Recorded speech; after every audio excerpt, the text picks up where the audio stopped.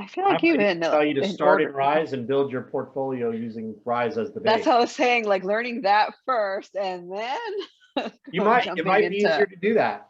Yes, that's to That me, may actually yes. be a really good idea, actually, because at least that way you'll learn the ideas of how some of those interactive things work.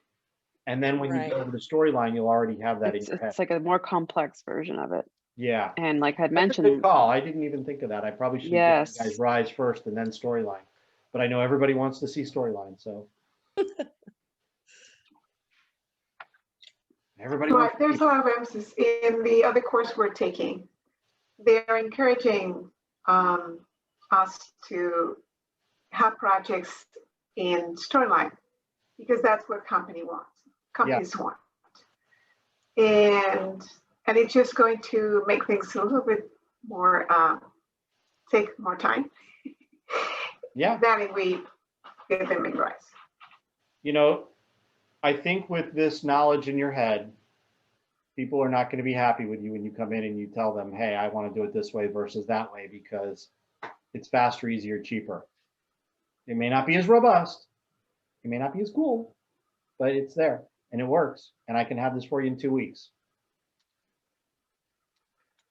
I think you'll get pushback. When you're talking with your client and you tell them, you know, this is what it usually, the other programs the other training programs you have, how long have they, you know, the development has taken?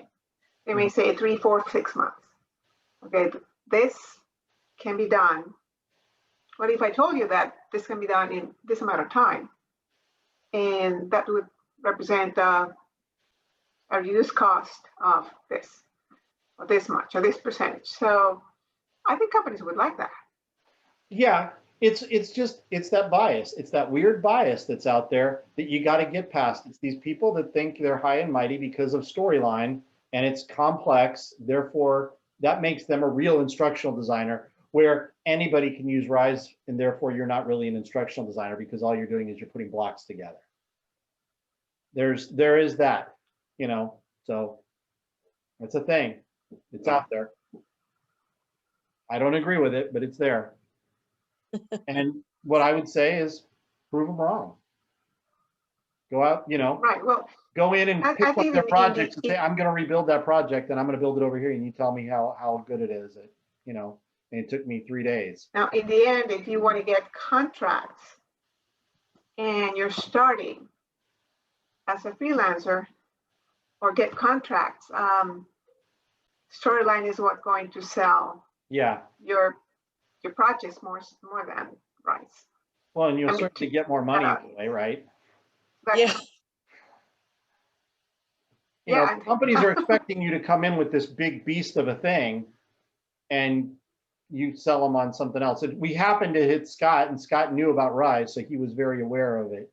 But Scott now needs to go sell the company that he's talking to on Rise, because when they think of e-learning, they don't think of something like Rise. They think of, you know, the square with the next buttons and the quizzes and the interactivity.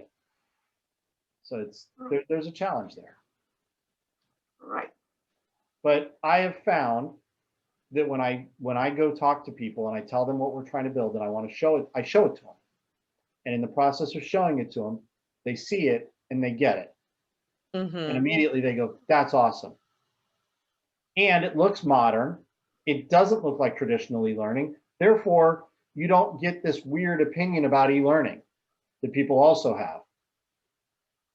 Because it doesn't look like that thing I showed you, like the second night we were together and I was showing you that regulatory stuff, and it looked very blocky and it looked old and it looked, you know, it's clunky.